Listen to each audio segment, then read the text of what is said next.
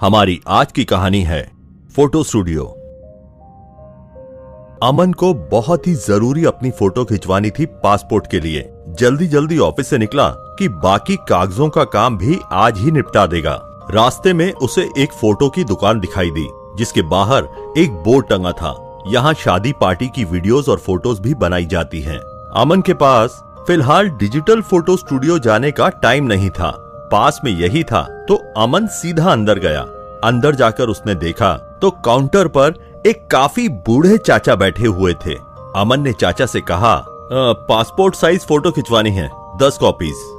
चाचा ने उसे अंदर आने का इशारा किया और वो खुद खांसते हुए अंदर आए। अमन भी उनके पीछे पीछे अंदर आया। उसे बेंच पर बैठने का इशारा करके चाचा ने लाइट्स ऑन की तो अमन की नजर फोटो स्टूडियो पर पड़ी। पुराने जमाने का स्टूडियो था। एक दीवार पर नीले रंग का पर्दा टंगा था और उस पर्दे के पीछे एक पहाड़ों वाली पेंटिंग थी। बेंच के सामने एक पुरानी सी चादर और बड़ी बड़ी लाइट्स रखी थी और एक कोने में एक आईना और कुछ मेकअप का सामान रखा था। चाचा ने उसे बैठने का इशारा किया और फिर अपना कैमरा निकालकर स्टैंड पे लगाया। उम्र बहुत थी उनकी, तो काम भी उसी रफ्तार से कर रहे थे। अमन अब थोड़ा थोड़ा चिढ़ भी रहा था, लेकिन उनकी उम्र का लिहाज और स्टूडियो का हाल देखकर कुछ बोल नहीं पा रहा था। धीरे धीरे कदमों से कभी इधर जाते, कभी उधर, कभी कुछ ठीक करते, कभी कुछ, और सब कुछ ठीक करने के बाद एक एक करके उन्होंने चारों लाइट्स ऑन की, लेकिन चौथी लाइट ऑन करते ही बत्ती चली गई। चाचा रुके, चारों तरफ देखा और बोले, ये बत्ती भी। आप बैठिए, मैं जनरेटर चला के आता हूं। इतना कहकर वो धीमे धीमे कदमों से दरवाजे के बाहर गए और करीबन 2 सेकंड में ही दूर कहीं जनरेटर चलने की आवाज सुनाई दी और वो तुरंत वापस अंदर आ गए। फिर दरवाजे से लाइट्स तक आहिस्ता आहिस्ता गए और लाइट्स के पास जाकर उन्हें वापस ठीक करने लगे। अब अमन के दिमाग की तो हवाइयां उड़ गई। जो इंसान सांस भी इतना धीमे धीमे ले रहा है, वो दरवाजे तक तो इतना आराम से गया और बाहर जाने के बाद तुरंत 2 सेकंड में ही जनरेटर चला के वापस आ गया और जनरेटर की आवाज बहुत दूर कहीं से आ रही थी। कुछ ना कुछ गड़बड़ तो जरूर थी। अमन उठा, धीमे धीमे टहलता हुआ दरवाजे तक गया। फिर दरवाजे के बाहर झांक कर जनरेटर को देखा तो उसे अपने शक पर यकीन नहीं हुआ। जनरेटर कुछ नहीं तो 100 मीटर दूर रहा होगा और चाचा, जो 1 मीटर की दूरी भी 1 मिनट में तय कर रहे थे, वो इतनी दूर जाके जनरेटर चला के वापस कैसे आ गए? जरूर कोई है वहां जिसको इन्होंने इशारा किया होगा। वैसे भी रोज का लाइट जाने का नाटक है, बूढ़े आदमी बेचारे कितना दौड़ेंगे। यही सोचकर अमन वापस आकर बेंच पे बैठा तो चाचा ने आईने के पास रखे हुए कंघी और पाउडर को अमन के चेहरे के सामने कर दिया और उसके बालों में किसी बच्चे की तरह कंघी करने लगे। जब अमन रह नहीं पाया तो जोर से चिल्लाया, अरे यार चाचा, आपने तो हद कर दिए। तब से खिटर पिटर लगा रखी है। टाइम की तो मतलब कोई वैल्यू नहीं है। मेरे को जल्दी थी, इसलिए जो स्टूडियो सामने दिखा उसी में घुस गया। गलती हो गई मेरे से मेरे बाप, मेरे को नहीं खिंचवानी बाप से फोटो। बुरी तरह से चिल्लाने और उस बूढ़े आदमी की बेइज्जती करने के बाद उस वक्त अमन वहां से निकल गया। करीबन आधा घंटे की दूरी तय करके एक डिजिटल फोटो स्टूडियो गया। 5 मिनट में वहां से फोटो निकलवाई और फोटो लेकर वापस अपने घर पे पहुंचा। उसने सारे डॉक्यूमेंट्स तैयार किए और उसके बाद वो खाना खाने के लिए बैठा ही था कि किसी ने बहुत जोर से उसका दरवाजा खटखटाया। वो उठा, उठ के जाके उसने दरवाजा खोला। देखा तो बाहर कोई नहीं था। फिर उसने ध्यान दिया तो दरवाजे की कुंडी पर कोई एक एनवलप फंसा के गया था। जब अमन ने वो एनवलप खोला तो उसे अपनी आंखों, अपने दिमाग पर यकीन करना मुश्किल हो रहा था, क्योंकि उस एनवलप में अमन की 10 पासपोर्ट साइज फोटोज थी। लेकिन अमन ने जब वो तस्वीरें देखी तो उसका मूड जरूर खराब हुआ, क्योंकि इस उम्र में भी चाचा के हाथों में क्या जादू था। क्या बेहतरीन तस्वीरें खींची थी चाचा ने, साफ सुथरी, बढ़िया frame, perfect angle. Digital photos भी इतनी अच्छी नहीं थी जितनी ये थी। माफी मांगने के इरादे से अमन ने लिफाफे पे लिखे हुए नंबर पर तुरंत फोन किया। आपके द्वारा डायल किया गया नंबर फिलहाल पहुंच के बाहर है। अमन को बहुत बुरा लगा कि एक तरफ तो एक बूढ़ा इंसान इतना ईमानदारी से अपना काम कर रहा है और दूसरी तरफ उसके जैसे लोग जिन्हें सपोर्ट करना चाहिए वो लोग दुनियादारी में उसे परेशान कर रहे हैं। अमन ने अब सोच लिया कि कल वो स्टूडियो जाकर चाचा से माफी मांगेगा और इन फोटोज के पैसे देगा। लेकिन इस ख्याल के साथ उसे एक ख्याल और आया कि चाचा ने फोटो तो खींची ही नहीं थी, और अगर खींची भी होती तो वो डेवलप कब करते, क्योंकि उनके पास तो रील वाला कैमरा था। तो फोटोज डेवलप करने में कम से कम एक दिन का टाइम तो लगता ही है। और सिर्फ इतना ही नहीं, चाचा उसके पीछे पीछे घर तक भी आ गए थे। अब अमन ने सोचा गलती मैंने की है तो जाके माफी भी मैं ही मांगूंगा। अमन ने खाना खाया और इन्हीं सब बातों को सोचते हुए सो गया। अगले दिन सुबह उसने सोचा कि दिन की शुरुआत किसी अच्छे काम से की जाए, तो ऑफिस जाने के पहले वो माफी मांगने के इरादे से पहले फोटो स्टूडियो गया। लेकिन बदकिस्मती से स्टूडियो उस समय बंद था। अमन ने सोचा चलो कोई बात नहीं, शाम को ऑफिस से आने के टाइम देखता हुआ जाऊंगा। लेकिन शाम को भी उसे स्टूडियो बंद ही मिला। ये सुबह शाम स्टूडियो बंद रहने का सिलसिला करीब 2 दिन तक चला, और तीसरे दिन सुबह अमन को स्टूडियो के बाहर एक आदमी दिखाई दिया। तो अमन ने उससे पूछा कि भैया चाचा कहाँ हैं? तो उस आदमी ने जवाब दिया चाचा तो चले गए। तो अमन ने उस आदमी से पूछा कि चाचा कहाँ चले गए और कब तक आएंगे? तो उस आदमी ने हंसते हुए जवाब दिया भैया चाचा तो 25 साल पहले ही चले गए, अब वो अगला जन्म लेकर ही आएंगे। उस आदमी का ये जवाब सुनकर अमन को बहुत गुस्सा आया। उसका दिमाग बिल्कुल खराब हो गया, और ऊपर से उस आदमी के पास से सुबह सुबह शराब की महक आ रही थी। तो अमन ने उसको 2-4 खरी खोटी सुनाई और सीधा ऑफिस चला आया। सुबह सुबह अमन का मूड खराब देखकर उसके साथ काम करने वाले राहुल ने उससे पूछा। तो अमन ने राहुल को पूरी बात बताई। राहुल ने उसकी पूरी बात सुनी और हंसकर बोला अबे बेवड़ा वो नहीं तू है, ऐसा भी कभी होता है क्या? भूत का फोटो स्टूडियो। उस वक्त तो राहुल ने उसकी बात को हंसी में उड़ा दिया, लेकिन शाम को ऑफिस के बाद वो खुद ही गया चाचा के स्टूडियो पे। देखा तो स्टूडियो खुला था।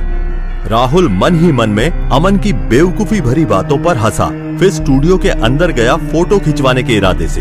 उसने सोचा कि अमन को दिखाने के लिए सबूत भी हो जाएगा।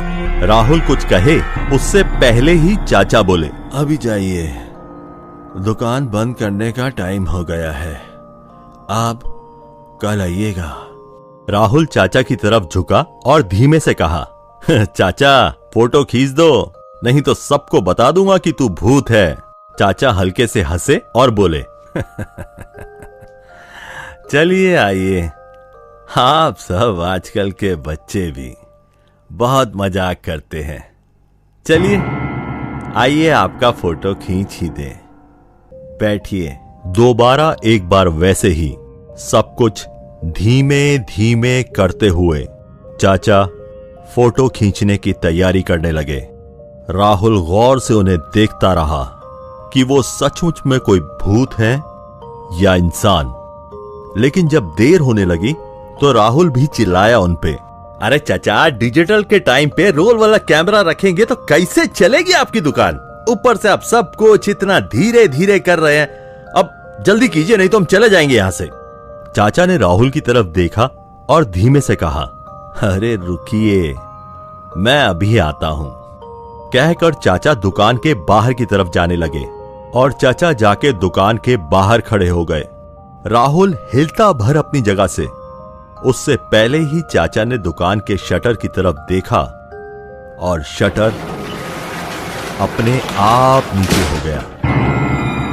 दुकान का शटर बंद होने के बाद अब राहुल को समझ में आया था कि उसके साथ क्या हुआ था।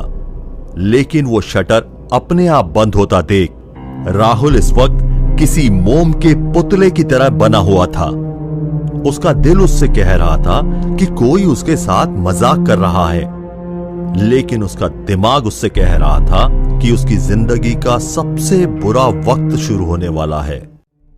राहुल की धड़कनें भी वो बंद स्टूडियो के सन्नाटे में जैसे गूंज रही थी। वहां बैठे बैठे इंतजार करने का कोई मतलब नहीं था। राहुल उठा, उसने स्टूडियो में यहां वहां देखना शुरू किया, कहीं से कोई रास्ता मिल जाए उसे बाहर निकलने का। जब काफी देर ढूंढने के बाद भी उसे बाहर निकलने का कोई रास्ता नहीं मिला, तो उसने अपनी पूरी ताकत से बंद शटर के ऊपर मारना शुरू किया और साथ ही साथ जोर जोर से चिल्लाना शुरू किया। अरे कोई निकालो मुझे यहाँ से, कोई है? अरे कोई बचाओ, अरे कोई निकालो मुझे, क्यों बंद किया है? स्टूडियो के अंदर जलते हुए बल्ब भी थोड़ी देर के बाद बंद हो गए। राहुल बहुत जोर जोर से चिल्ला रहा था, लेकिन उसकी सुनने वाला कोई नहीं था।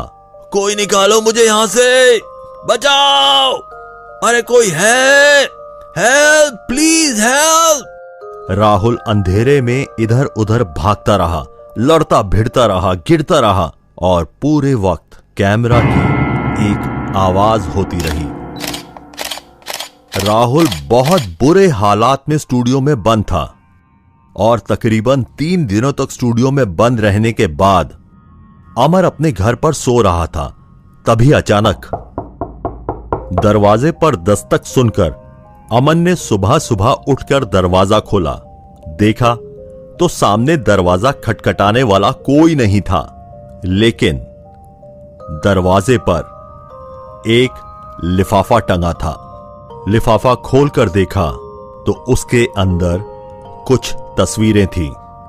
अमन काफी देर तक उन तस्वीरों को देखता रहा। उन तस्वीरों को देखकर अमन सुन्न पड़ गया था। वो राहुल की तस्वीरें थी, उसी फोटो स्टूडियो में बंद। उन तस्वीरों में राहुल की हालत बहुत बेकार थी। उन तस्वीरों में राहुल घायल और अधमरी सी हालत में था। अमन बिना कोई वक्त जाया किए हाथ में वो लिफाफा लिए सीधा पुलिस स्टेशन पहुंचा और पुलिस अमन को साथ लेकर सीधा फोटो स्टूडियो पहुंची। और जब फोटो स्टूडियो का दरवाजा तोड़कर वो लोग अंदर घुसे तो राहुल सचमुच बहुत बुरी हालत में वहां पड़ा था। 3 दिनों से भूखा प्यासा, हाथ पैरों में चोटें, अधमरी सी हालत में राहुल वहां पर पड़ा हुआ था। हालात के मद्देनजर शक की बिना पर पुलिस ने अमन को गिरफ्तार कर लिया, क्योंकि राहुल के ऐसी हालत में फोटोज अमन के पास थे और अमन ने ये बात खुद कबूल की थी कि उसी ने राहुल को उस फोटो स्टूडियो के बारे में बताया था।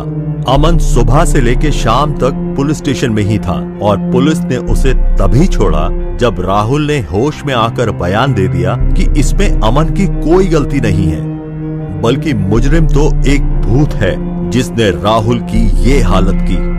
फिलहाल तो बाकी सब कुछ बिल्कुल ठीक ही था। पुलिस ने जिस हॉस्पिटल में राहुल को एडमिट किया था, 3-4 दिन वहां रहने के बाद राहुल ने एक सेल्फी लेकर इंटरनेट पर अपलोड की और फिर वो कुछ ही देर में सो गया। नींद से जागकर उसने देखा तो उसकी फोटो पर कई कमेंट्स थे, जैसे ये तो वही स्टूडियो है ना जहां पर तू बंद था, अरे वाह, जिसने तेरा ये हाल किया उसे तू चाचा बोल रहा है, कम ऑन गाइस, हम लोग चल के देखते हैं उस स्टूडियो को। राहुल ने फोटो देखा तो उसमें उसी फोटो स्टूडियो को टैग किया हुआ था। राहुल ने खुद लिखा हुआ था, माय फेवरेट फोटोग्राफर चाचा। 4 दिन बाद जब राहुल डिस्चार्ज हुआ तो निकलते निकलते उसने देखा कि उसके 3 दोस्त और उसी हॉस्पिटल में एडमिट करने के लिए लाए गए थे और उनकी हालत ठीक वैसी ही थी जैसी राहुल की हुई थी। राहुल ने फौरन बिना कोई वक्त जाया किए अमन को फोन करके ये पूरी बात बताई। अमन ने उसकी पूरी बात सुनी और फोन रखने के बाद अमन ये सोच में पड़ गया कि सबकी ये हालत हुई, लेकिन उसे क्यों छोड़ दिया उस चाचा ने। घबराहट और डर कितना भी हो, लेकिन अमन को इस बात का जवाब किसी भी हालत में चाहिए था। इसीलिए शाम को ऑफिस से फ्री होने के बाद वो सीधा जा पहुंचा वापस से उस फोटो स्टूडियो में। और तकदीर ऐसी कि स्टूडियो खुला था। सामने फोटोग्राफर चाचा अपनी कुर्सी पर मुस्कुराते हुए बैठे थे। अमन कुछ बोले उससे पहले ही चाचा अपने घुटनों पर हाथ रखकर उठे और दीवार पर टंगी तस्वीरों के पास जाकर खड़े हो गए। फिर उन्होंने उन तस्वीरों में से एक तस्वीर उतारी। उस तस्वीर पर पड़ी धूल को फूंक मारकर उड़ाया, बची हुई धूल को हाथ से साफ किया और फिर वो तस्वीर अमन के हाथ में दे दी। अमन ने तस्वीर देखी तो वो हैरान रह गया। ये तो उसी के बचपन की तस्वीर थी। अमन ने चाचा की तरफ देखा तो चाचा मुस्कुराते हुए पर्दा हटाकर अंदर चले गए। अमन भी उनके पीछे पीछे अंदर गया। अंदर जाकर उसने देखा वो लाइट्स, वो नीला पर्दा, उसके पीछे वो पहाड़ों वाली पेंटिंग जो उसने देखी थी, वो सब कुछ अब किसी और ही हालात में था। स्टैंड पर एक टूटे हुए लेंस का पुराना सा कैमरा था।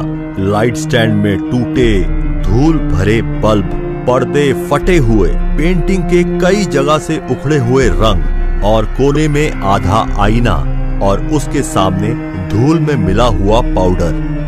अमन को चाचा ने बताया कि एक वक्त उनका स्टूडियो बहुत अच्छा चलता था। उसके बाद अचानक कुछ सालों में ही डिजिटल फोटोग्राफी, बेहतर कैमरा और नई टेक्नोलॉजी से सब कुछ बदल गया। धीरे धीरे स्टूडियो की कमाई कम होती गई। शादी पार्टी के ऑर्डर के सीजन में एक वक्त पे 2-3 दिन तक घर नहीं जा पाते थे, इतना काम होता था। लेकिन बाद में कई दिनों तक स्टूडियो पे कोई नहीं आता था। चाचा फोटोग्राफी बहुत अच्छी किया करते थे, बहुत नाम था उनका, लेकिन फिर सब कुछ मिट्टी में मिल गया। बच्चों की पढ़ाई, बीमारियों के इलाज में सारे जमा किए हुए पैसे खत्म हो गए और उम्र इतनी कि नौकरी कोई नहीं देता था। चाची तो पहले ही चल बसी थी। धीरे धीरे बच्चों ने भी अपने हाथ खींच लिए। धीरे धीरे भूखमरी का आलम आ गया और एक दिन सवेरे बढ़ती हुई बदबू से पड़ोसियों को शक हुआ तो कई दिनों से उनकी सड़ती लाश इसी स्टूडियो में मिली। बेटे उनके अंतिम संस्कार के लिए भी नहीं आए। सारी बात बताकर उन्होंने बस इतना कहा अमन से, मेरी एक फोटो खींच दो, कल के पेपर के ऑबिचुरी कॉलम में छपवा देना। अमन ने वही किया। अब उसे अपने सवालों का जवाब मिल चुका था। अमन चूंकि एक समय पर उनका ग्राहक था और उनके काम आया था, इसीलिए बच गया। अगली बार अगर आप भी फोटो खिंचवाने जाएं तो जल्दबाजी में न जाएं और फोटोग्राफर के ऊपर चिल्लाने की गलती तो बिल्कुल ना करें, खासकर अगर उस फोटोग्राफर की उम्र 70 से 80 साल के आसपास की हो। मैं हूं अमित और ये थी आज की कहानी।